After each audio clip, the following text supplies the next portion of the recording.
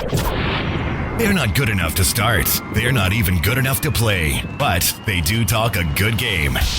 So come join Lou and Jose from the sidelines where all the best sports discussions happen anyway. Welcome in to the Benchwarmerz podcast. Welcome into the program, everyone. I am Lou Ruggieri. That is Jose Ortiz. And this is the Benchwarmerz podcast. Wherever, whenever, and however you happen to listen, we appreciate you taking some time out of your day, week, month, life to spend it with us. We are going to try to make it worth your while. This is season 2, episode 14, show number 64 overall. We're just cranking them out. Go and follow us along. You can see those previous 63 shows if you'd like. iHeartRadio podcasting, Amazon podcast, or wherever you get your podcasts. We're also on Facebook, YouTube, Instagram, at the Benchwarmers Podcast, at the BW Pod on Twitter, or go to thebenchwarmers.com, Benchwarmers with a Z for marketing purposes. Big show this week. We have a lot to get to and not enough time to get to it, to be honest. This could be a 5-part show if we really wanted it to be. Coming up a little later, we have our football fix, our little weekly segment that we look forward to each and every week to bring you some football news and some breakdown. This week, we are doing the AFC West. We're going to break down the teams and rank them in order going into next season. Also coming up, Simone Biles. I mean, Olympics, we don't talk a lot of Olympics, but it's once every 4 years or 5 years or 3 years, depending on how many pandemics are going on. Simone Biles had some interesting comments, and we have a little bit to talk about that. That should be an interesting conversation we're going to have because I have some pretty strong feelings about it. So stay tuned. But first, we have to just dive in. There is a litany of NBA trades and signings and news and notes, and there's a lot to get to, Jose. And I know that you were off this week. You went camping and you missed. You jumped in, you came back and just got inundated. I was like texting you, "Hey, did you see this? See this? See this? See this?" And it's been a whirlwind of a day. I'm glad we didn't do the show yesterday because we would have missed out on all this stuff. Yeah, it's amazing the things that when you don't get the notifications of all the stuff happening all the time. It's like it didn't even happen at all. I literally would have had no idea that anything happened had you not texted me while I was camping. So let's get right to it. Did you enjoy camping? I guess is the only question. Yeah. Oh yeah, no, of course. I had a great. It's great to unplug and not be always in front of your phone reacting to every single notification, like just between texts and email and fantasy sports or whatever the case may be. It was just nice to just sit and enjoy nature and enjoy my family. So I definitely had a great time. Yeah, I'm long overdue for a little unplugged session, but maybe next year. We'll see. Football season's coming, so it's late. But all right, so this week in sports, we have a lot to talk about, and I guess I'll just list. The biggest. Okay, so we'll start with the biggest trade this week. Russell Westbrook traded to the Lakers. They gave up a package. It was Montrezl Harrell, I think KCP, and who am I missing? Kyle Kuzma. Kuzma, that's it. I kept thinking. Mm-hmm. And the first round pick. Yeah, off to the Wizards for Russell Westbrook. Okay, before I give you my opinion, what your knee-jerk reaction to this trade, Russell Westbrook to the Lakers? What did you think right off the bat? So when I saw it in the text, I thought it was a great move for the Lakers. He's first of all, he's an upgrade over Dennis Schroeder. Montrezl Harrell really never worked out very well for the Lakers. Every now and then we saw some flashes, but we didn't see the same player that won Sixth Man of the Year the year before that. And then you look at Kentavious Caldwell-Pope and Kyle Kuzma. They're nice players, but they're not really consistent, and they don't really move the needle very much. And what we saw this year with the Lakers is that when Anthony Davis and or LeBron James weren't playing at a high level, the Lakers were really just a mediocre team. They needed another player who had the ability to create.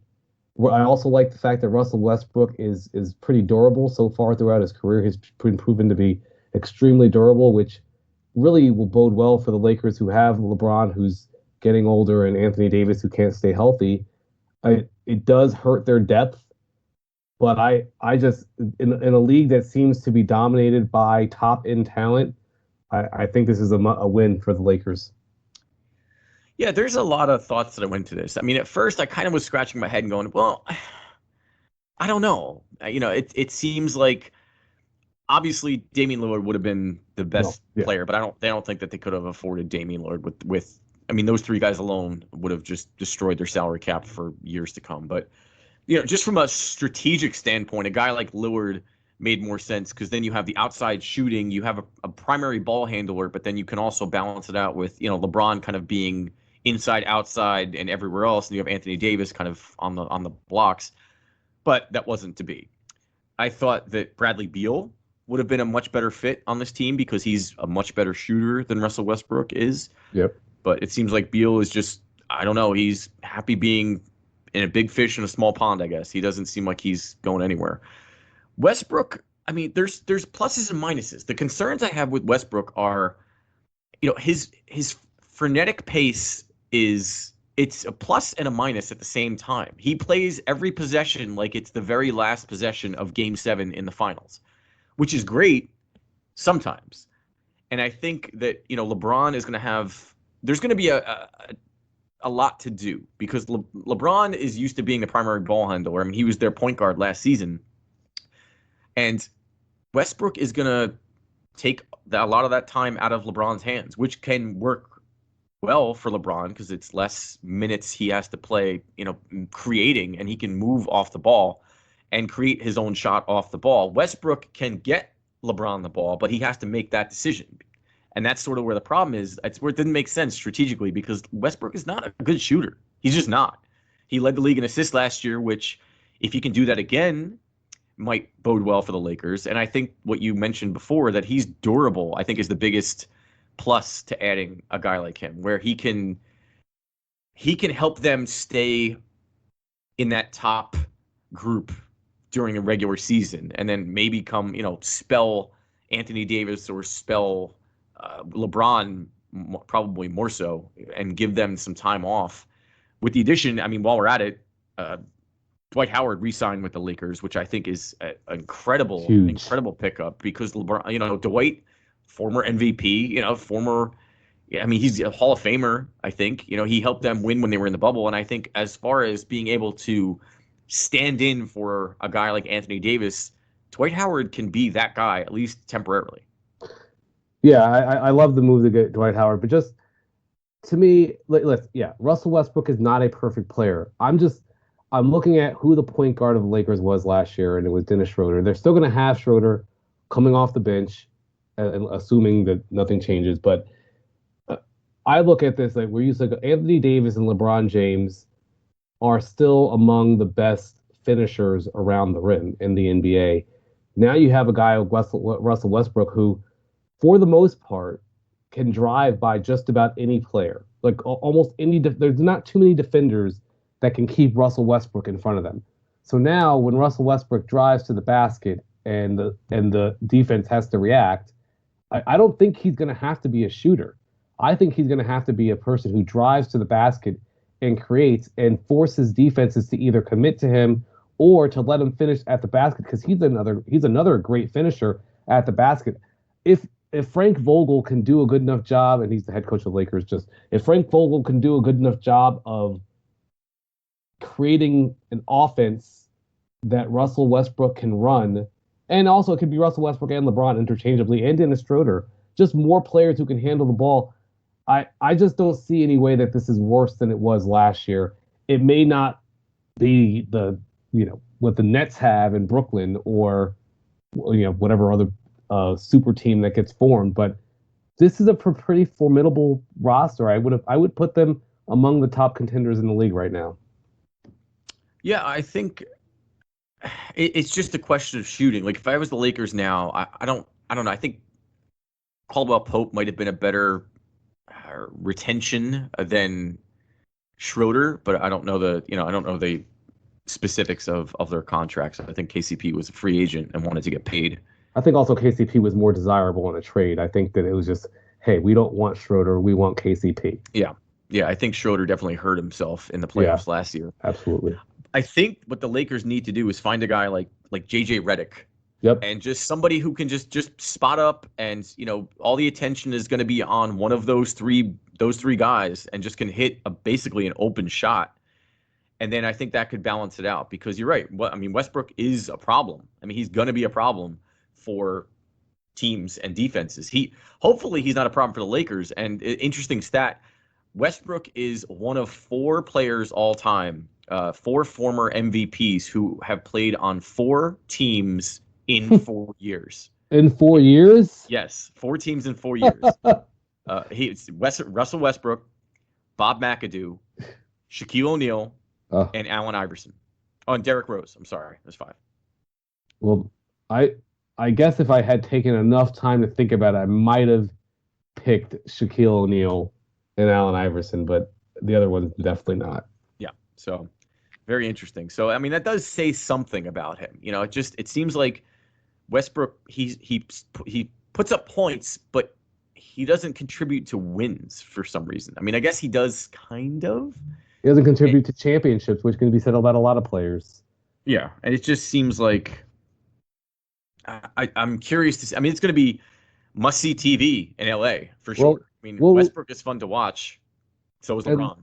And Westbrook is now the 3rd best player on your team. Like, I think that's what you want. Yeah. Right? Yeah. Yeah, that's a pretty good point. All right, other news, moving on. There's going to be some competition. The Suns re-signed Chris Paul. We heard him. He turned down his option last week. He re-signed for a disturbingly high 4-year, $120 million with the Suns. And I mean, wow. I don't even. We'll just go. So staying in the West. Yeah.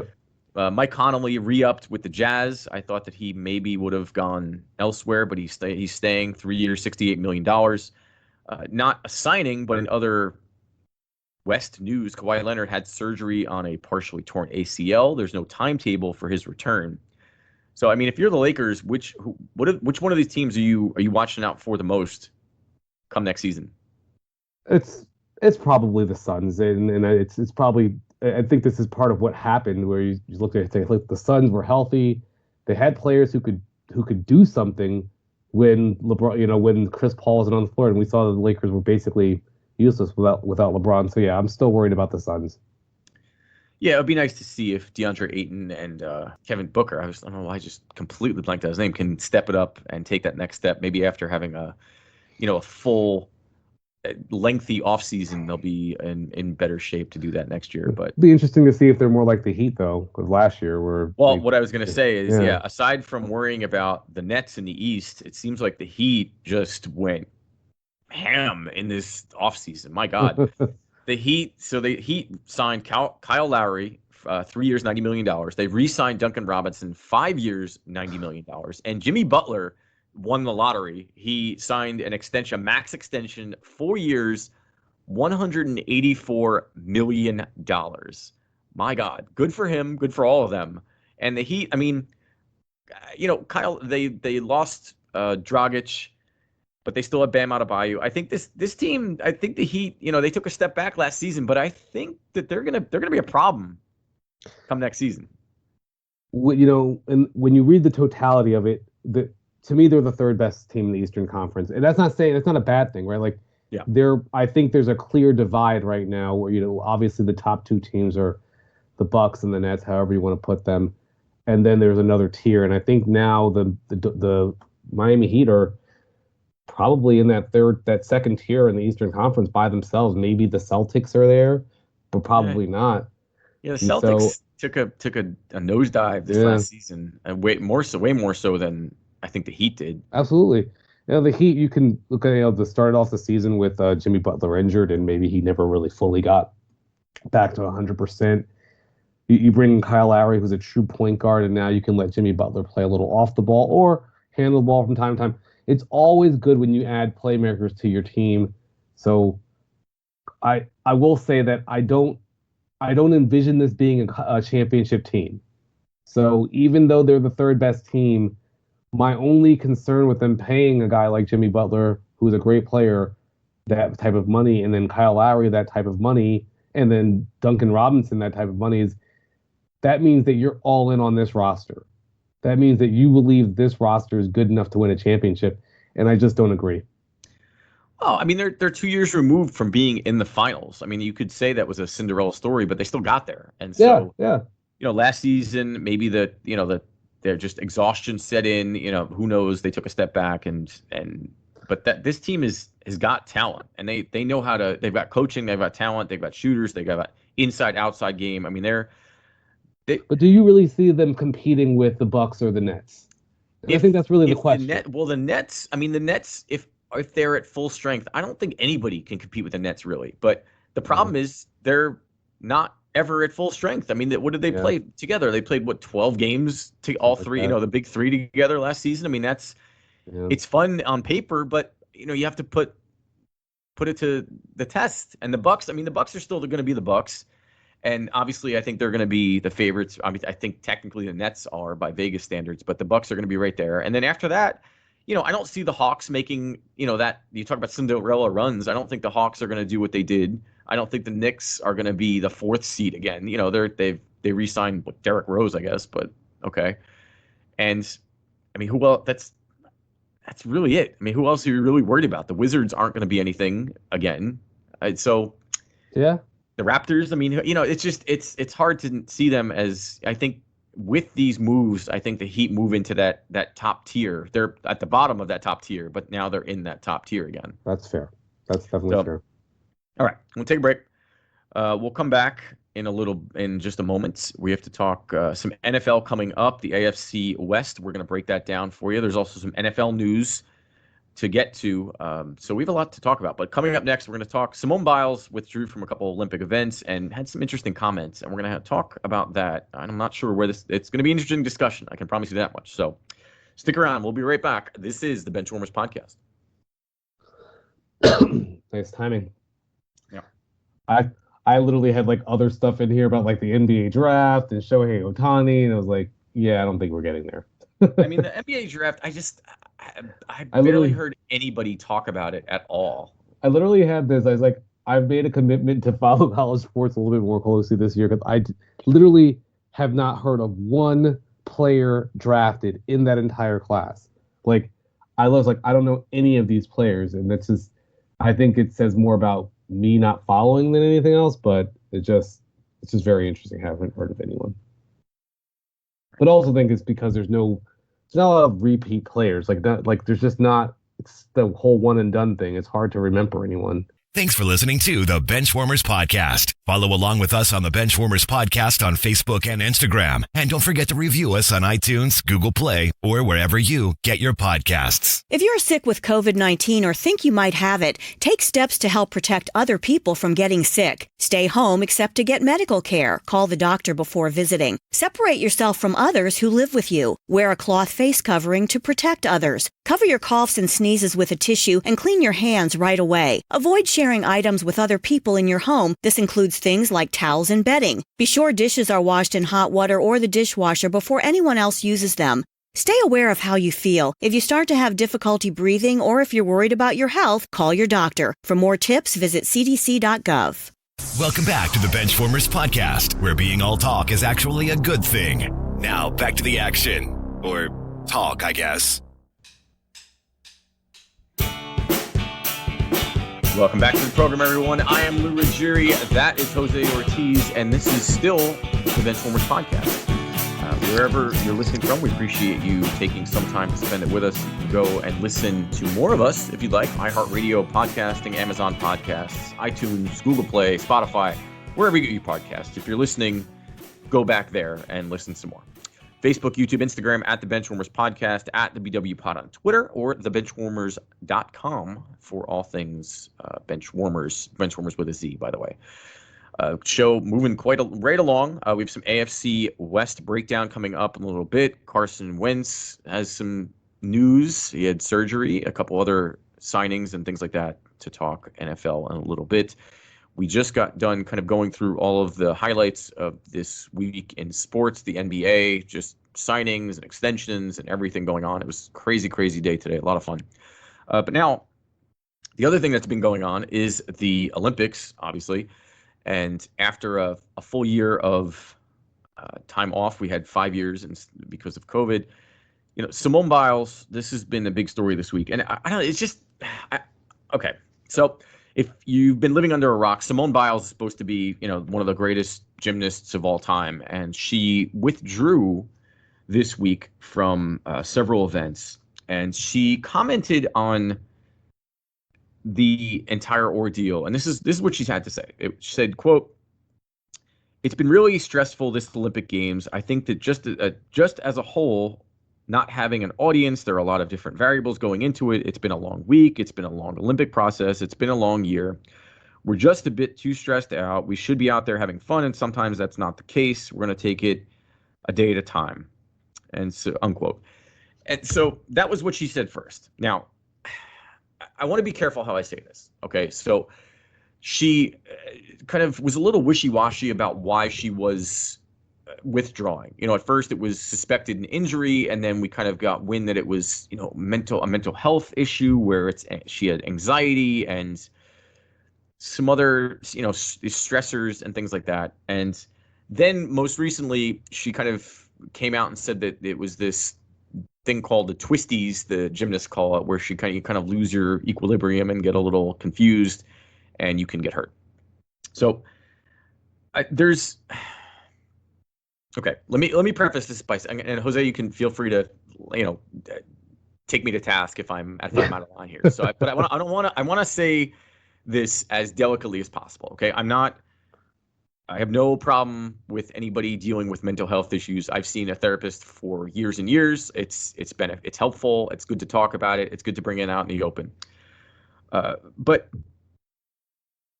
I just don't like how this unfolded. It bothers me because, and again, I should also preface this by saying I've never been an Olympic athlete.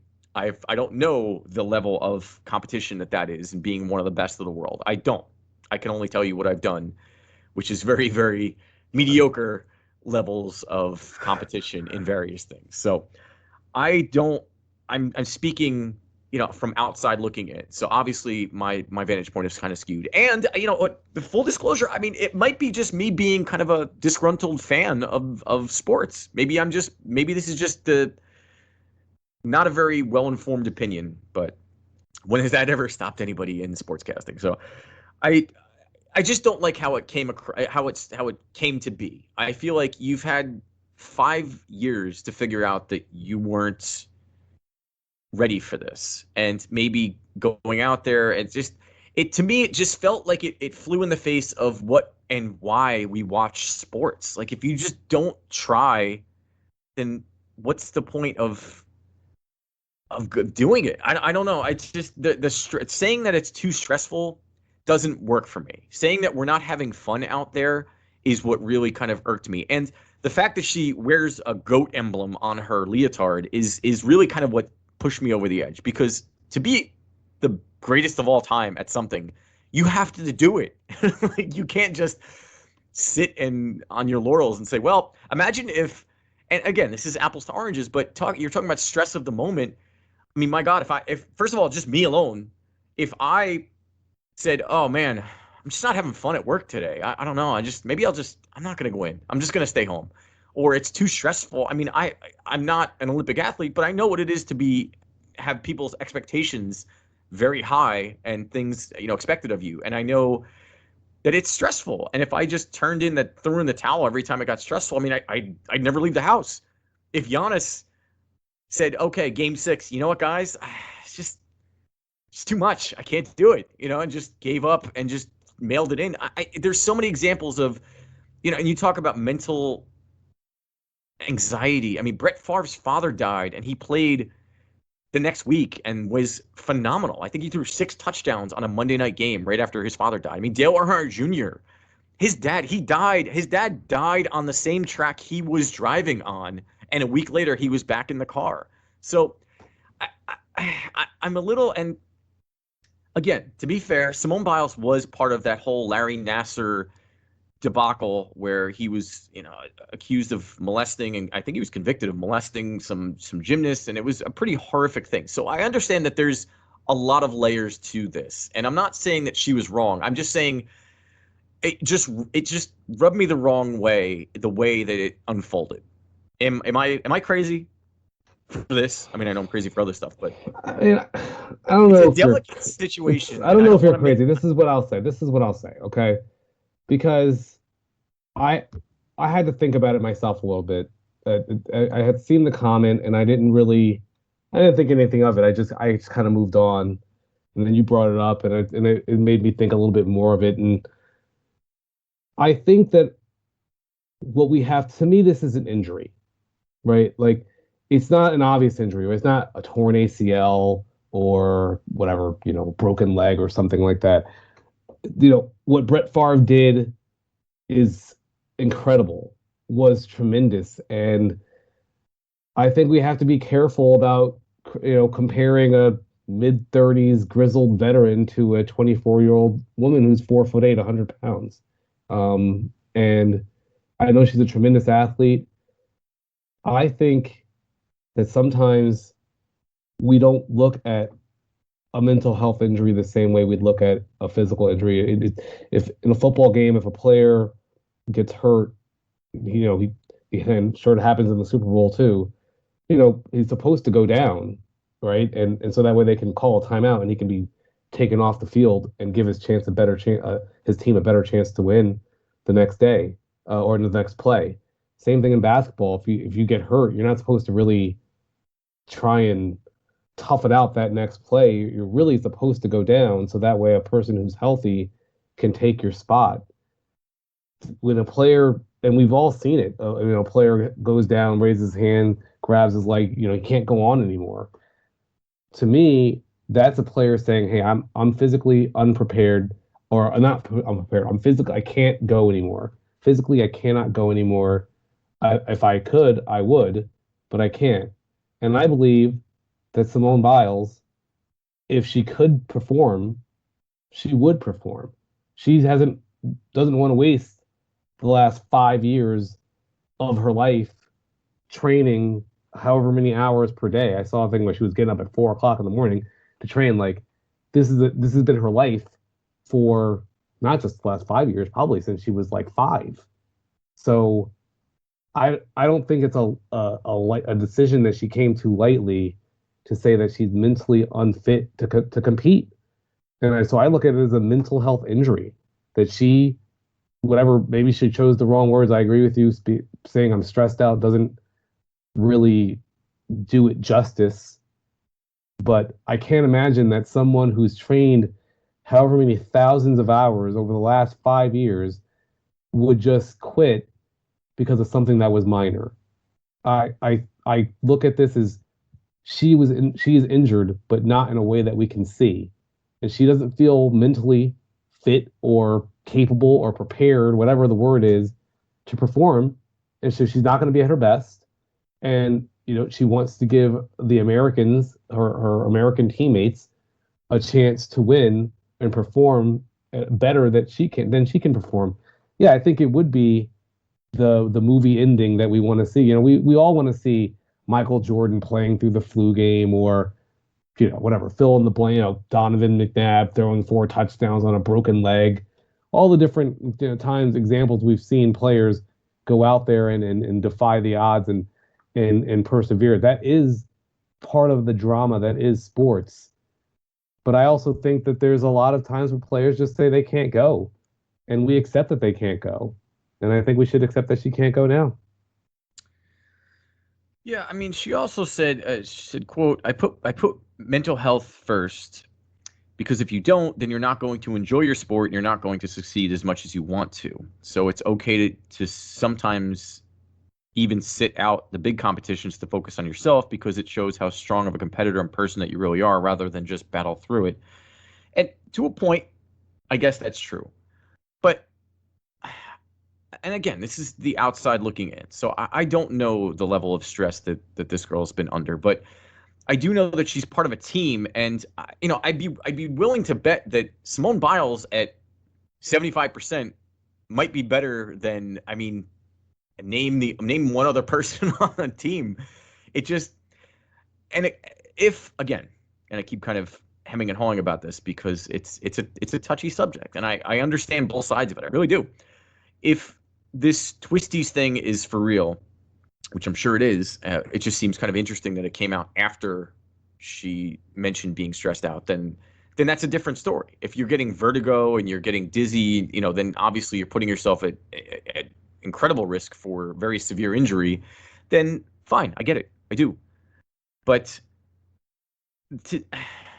I will say this. I'll jump in and say this, right?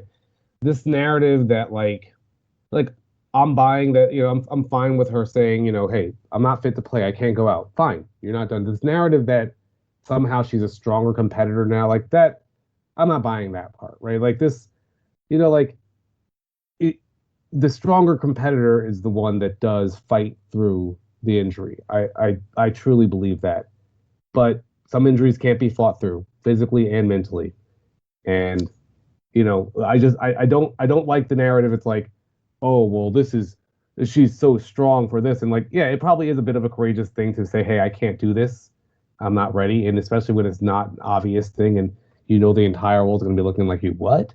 What's wrong with you?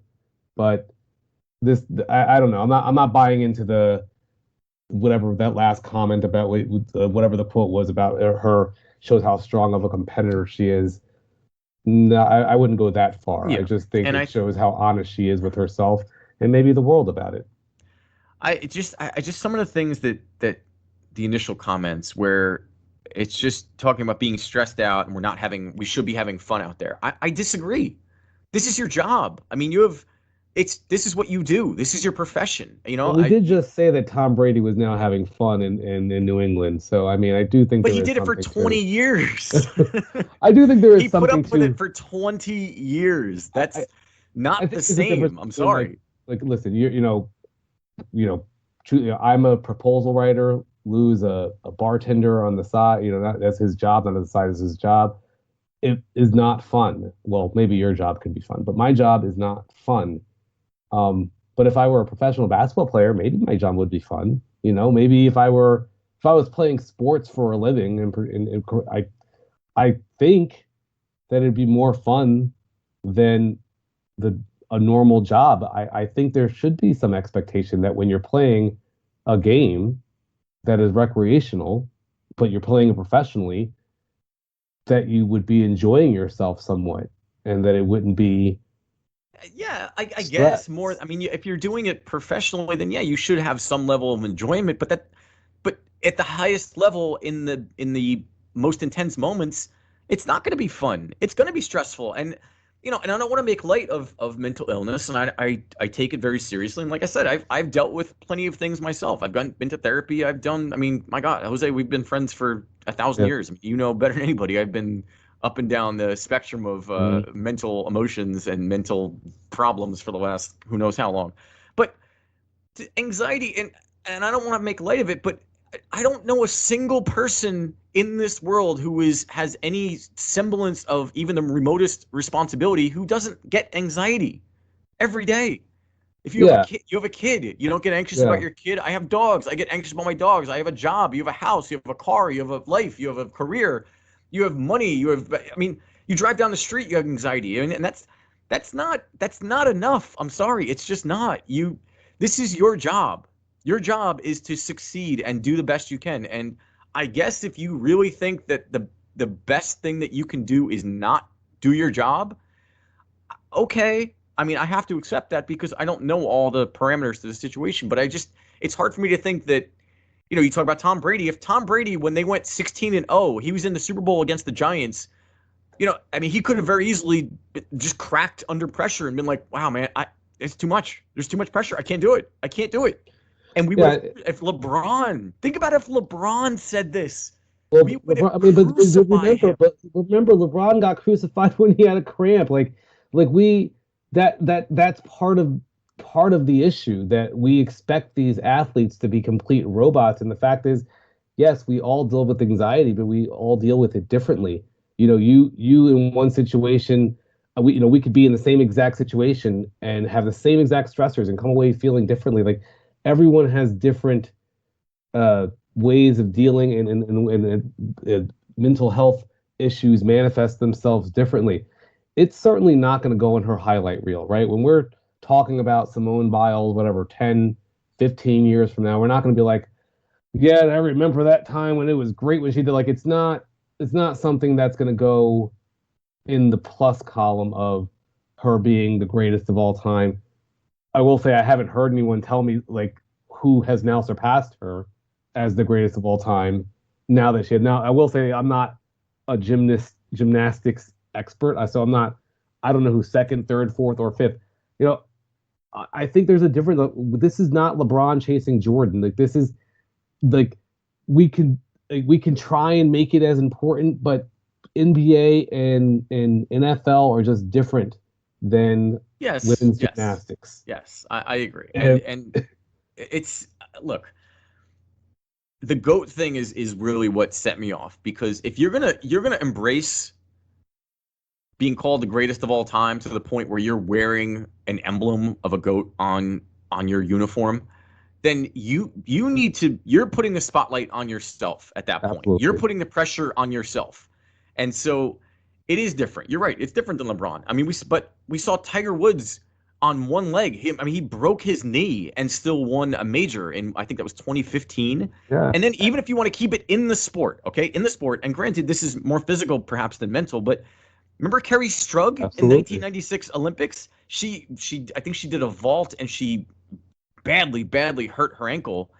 And no one would have blamed her if she was like, hey man, I'm not going to do anything else because I'm going to screw myself up way worse if I don't do this. And then the fact that she battled through it and succeeded, I mean, that's iconic. I mean, that will in Olympic folklore will last forever. And then Absolutely. I understand that the mental aspect of it is different, but to a point, there has to be some level of tolerance for stress and in that moment where you want to shine. And again, and I agree with it. I think that we just need to realize, like, she wants this more than we want it for her, right? She wants to win a gold medal more than we want her to win a gold medal.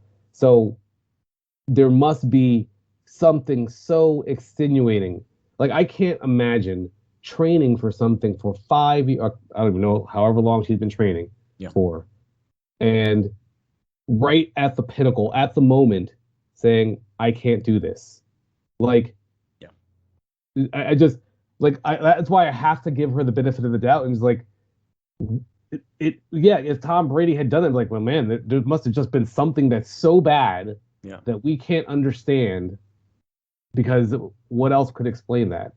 That's why I'm just kind of giving her the benefit of the doubt. But yeah, it's certainly not going in the GOAT argument discussion. Let's put it that way. It's certainly not going in there. You're right. It's not the good look. You put the GOAT outfit on. You're talking whatever, saying whatever you're saying about being the greatest of all time, and then you bow out. That's certainly not a mark in your favor. But I guess that she's injured mentally. If you think that you can't compete, and the one thing that I look back on is maybe after the Tiger Woods scandal, if you remember that whole thing on Thanksgiving in 2009, after that, Tiger was physically fine, but mentally he was shot. He wasn't Tiger, and he was not the Tiger we knew for years and years after that. So if he had bowed out and said, look, I'm going to take some time off to get my head right, maybe we would be thinking of him different. Maybe he would have came back better. So maybe he shouldn't have just kept trying to put it out there. So and this last thing I'll say is that she's 24 years old. There's a chance, probably a slim chance, that she can come back and participate again. And the fact is that if she doesn't, there's going to be younger players who have a chance to more easily become the greatest of all time, because she didn't get these second round of gold medals potentially. So she'll have to live with this. Yeah, and and that's all I'll say about that. The last thing is just, look, again, like I started off saying, I don't know all the specifics. No one does. She's the only one that knows all of the things that are surrounding this, and maybe the people closest to her obviously should have a better idea than any of us. And I don't make light of mental illness if that's what this is. And I hope that she gets all the help that she needs, and I hope that the next time she has this situation, she's able to battle through it and succeed instead of having to kind of bow out very unceremoniously. But absolutely, it just was an interesting story, and we were talking about it throughout the week, and it's I see both sides, and that's why I wanted to kind of bring it up, is that I understand that there's two sides. There's probably three sides to this. So it just was interesting and very unexpected. So it definitely warranted some airtime. But we wish the best to Simone Biles, and hopefully she comes back stronger than ever. But for now, we're going to take a break. And speaking of coming back, the NFL is on its way back. We are just about a month away from opening day, a month and a week-ish from that Thursday night game, the Cowboys and the Buccaneers, which the Buccaneers are going to blow out the Cowboys, but we'll get to that down the road a little bit. So some NFL news and our AFC West breakdown coming up next. Stick around. This is the Benchwarmers Podcast. Thanks for listening to the Benchwarmers Podcast. Follow along with us on the Benchwarmers Podcast on Facebook and Instagram. And don't forget to review us on iTunes, Google Play, or wherever you get your podcasts. If you think or know you had COVID-19, you can be around others after 10 days since symptoms first appeared, and after 24 hours with no fever without fever-reducing medication, and after other symptoms have improved. If you have tested positive for COVID-19 and you had no symptoms, you can be around others 10 days after you got tested for COVID-19. To learn more, visit cdc.gov/coronavirus. And now back to the Benchwarmers Podcast with Lou and Jose.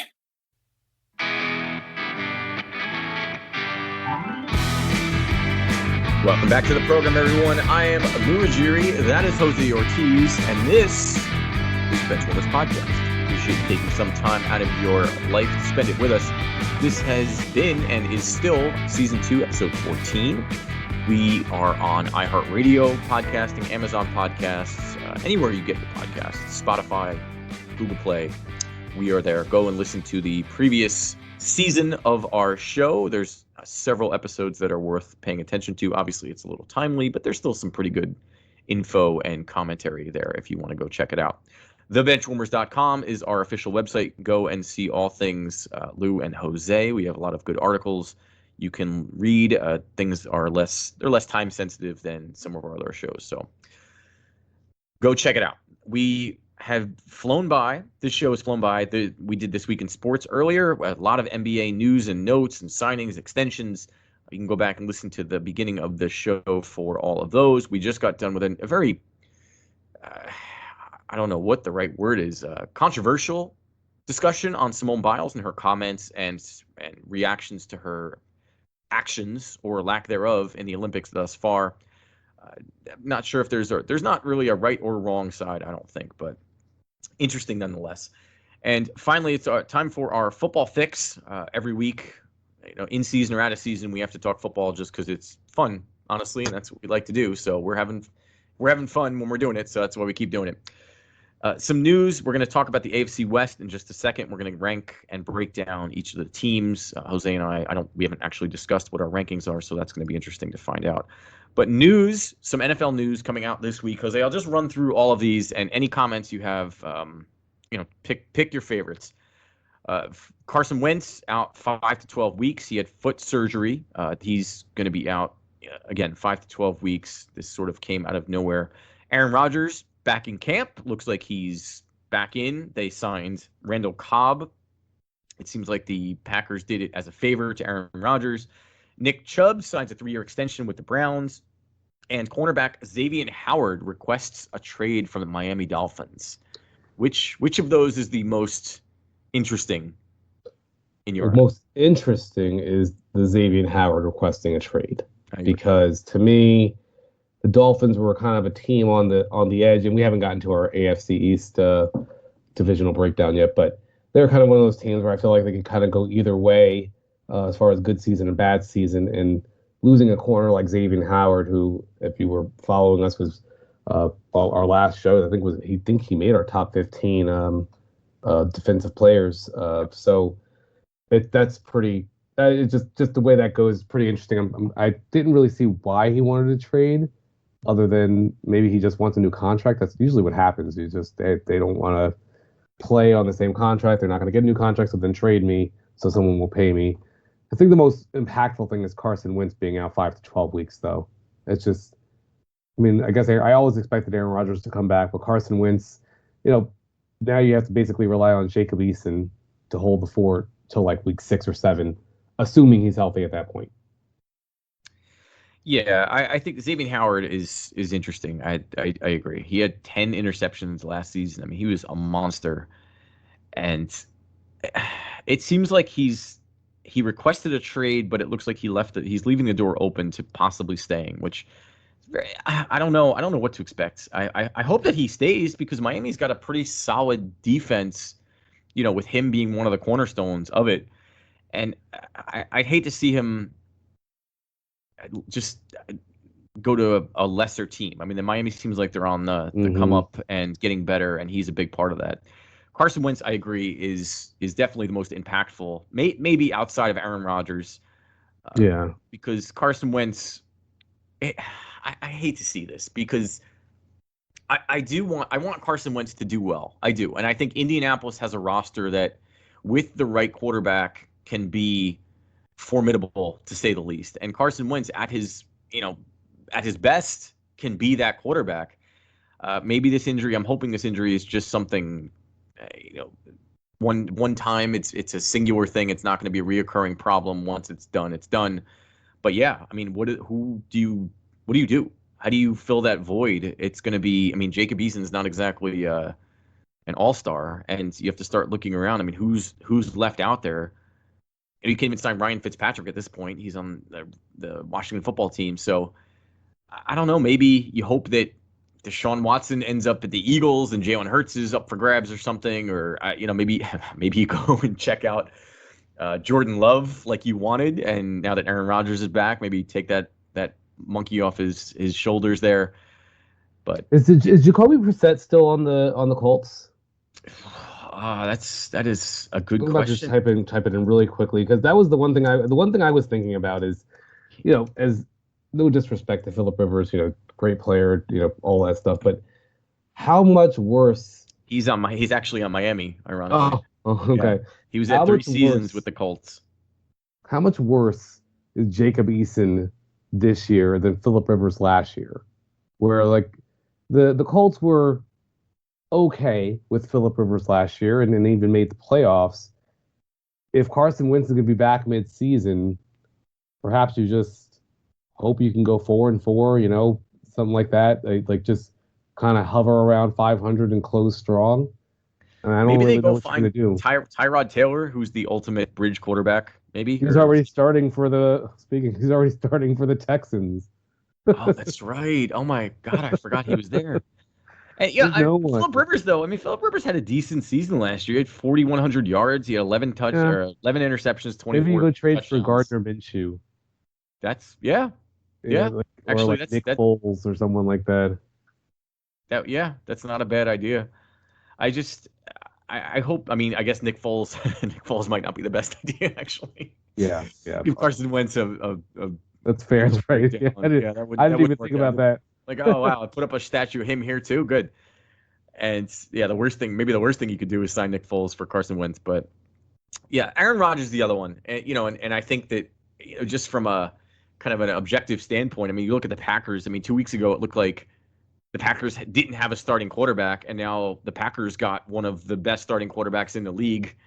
And it just happens to be back on the same team that was going to give him up or let him go. And it's the Randall Cobb thing makes me kind of laugh a little bit because if you heard their general manager, he didn't even really allude to. He kind of said outright like we weren't looking at Randall Cobb. It's more like it was a favor for Aaron Rodgers, in not in other words, but that was basically the gist of it. Was we got him for Aaron Rodgers, which it just seems funny that they would do that. But Julio Jones is up for grabs, and maybe Julio Jones they would have to give up something for, but you would think if you're going to sign, maybe they're only willing to sign players that they've already drafted. Maybe is that just like their sticking point? Jordy Nelson is going to come back maybe out of retirement now. James Jones, who else? Greg Jennings. I mean, who else are you going to, it's very interesting. And I think Randall Cobb's not, he's been sort of in anonymity for the last couple of years. I mean, granted, he was on the Texans last year, so it's hard to have anybody shine on the Texans. But he did play his best years with Aaron Rodgers, so maybe it is a good addition, as just sort of a check down possession receiver, to complement Devontae Adams. I guess it's a better than not having him, I suppose. Yeah, I I just have to imagine it's about the money with not going after Julio Jones, because I think I think he's getting paid something like 17 million this year or something like that. So Randall Cobb is an inexpensive player they can bring in. I I guess we'll see what kind of impact he's going to make. I don't know. This is a long way away from 2014, 2015 Randall Cobb. So we'll see. I don't think he moves the meter much. It does seem like a little bit of an olive branch to, make him feel a little happier that he stayed. Yeah. And Nick Chubb signing 3-year extension. I mean, that's great. I think the Browns continue to have the best backfield in the league.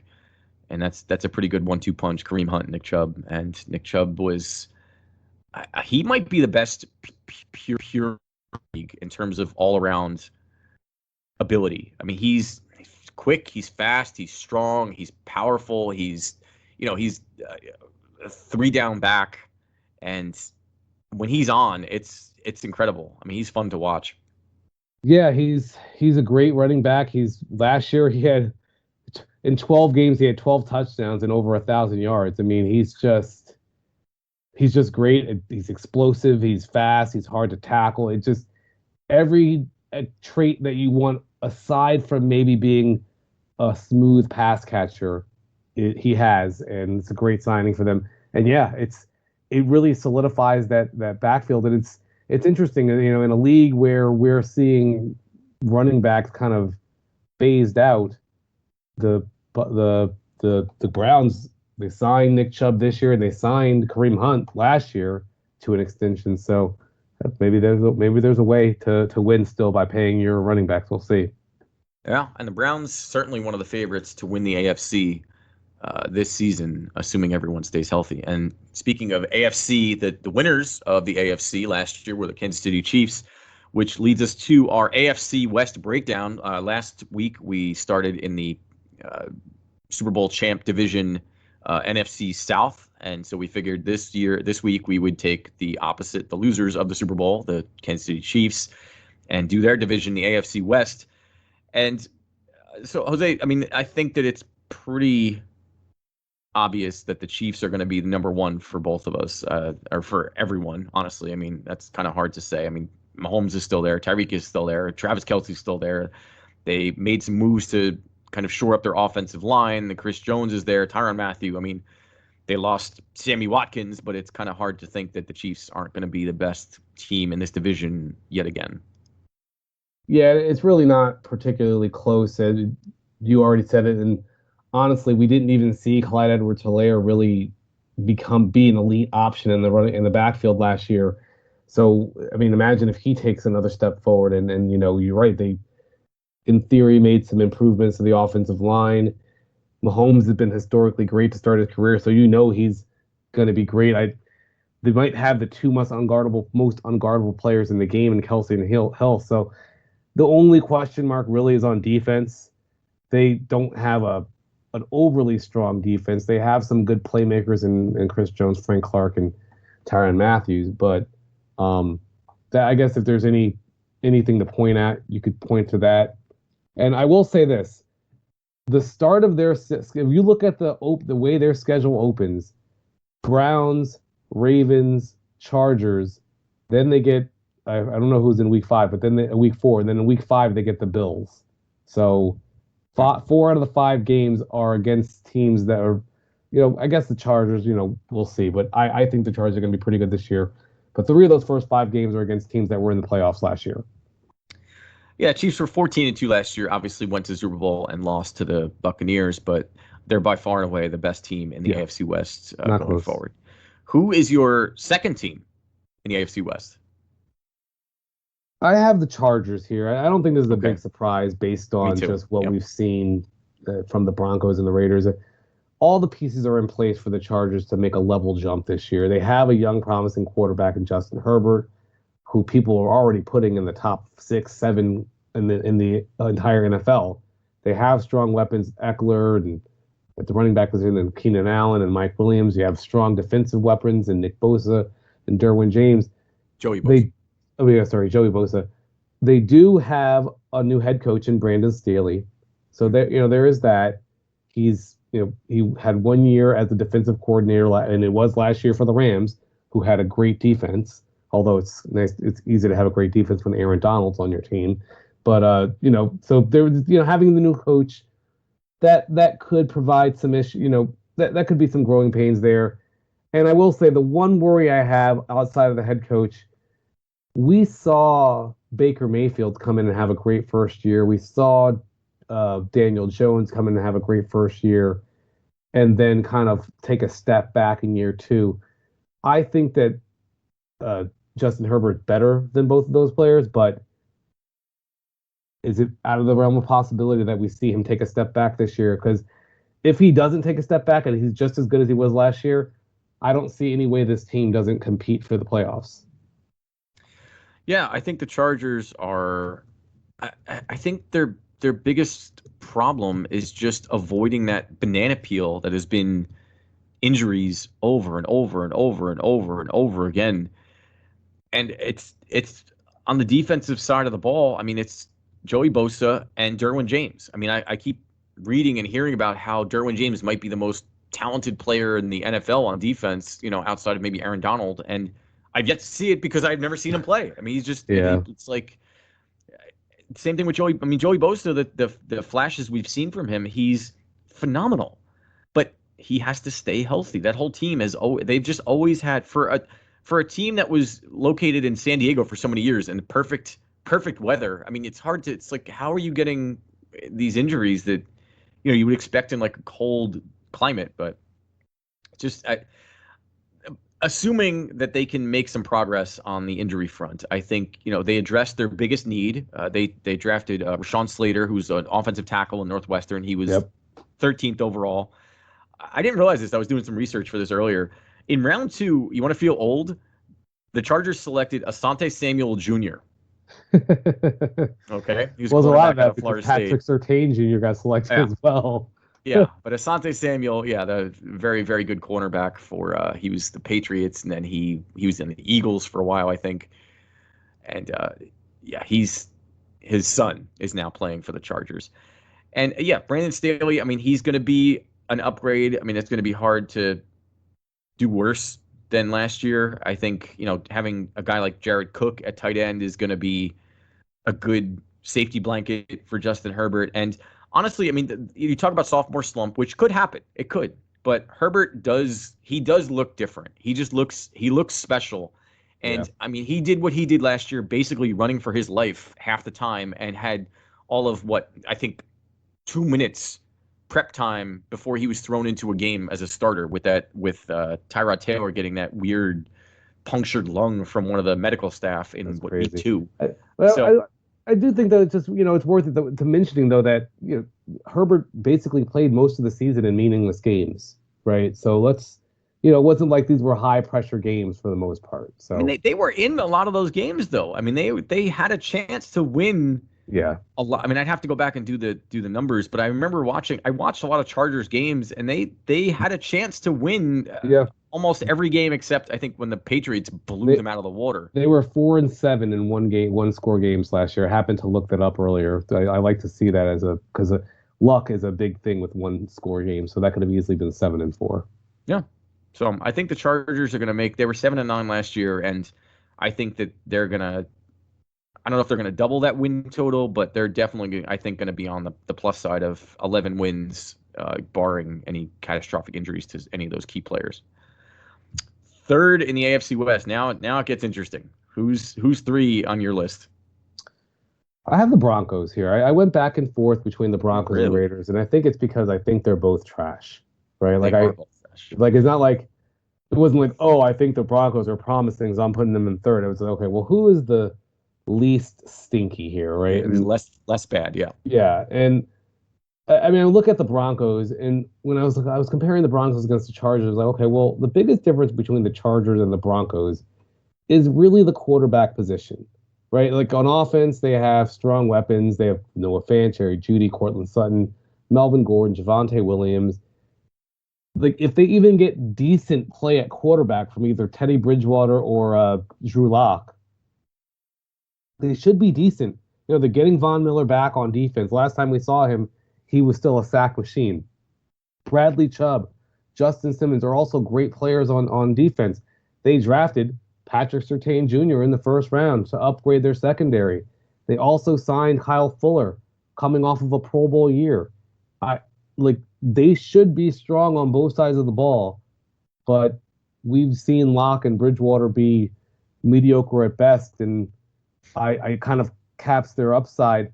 The reason I have them ahead of the Raiders, I just don't see the same promise on both sides of the ball, even though Derek Carr is certainly better than either Drew Lock or Teddy Bridgewater. I think the rest of the team is not as good. But I'll let you talk about your third team first. Well, I had the Raiders third, and Okay. it's basically, I agree with a lot of what you said, because I think from an objective standpoint, overall, the Broncos roster is better than the Raiders. I mean, they certainly, their defense is far superior, and the Raiders had I think the worst defense in the league last year. Their offense was third, and the Raiders were 8-8. The Broncos were 5-11. But it was twofold. I think John Gruden, say what you want about him. He's good, he's bad, but he's experienced and he is knowledgeable. Vic Fangio for the Broncos he's very defensive minded. He seems very conservative. And yeah, I mean, they got better on defense. Patrick Surtain is supposed to be, he's one of the best players in the draft, presumably.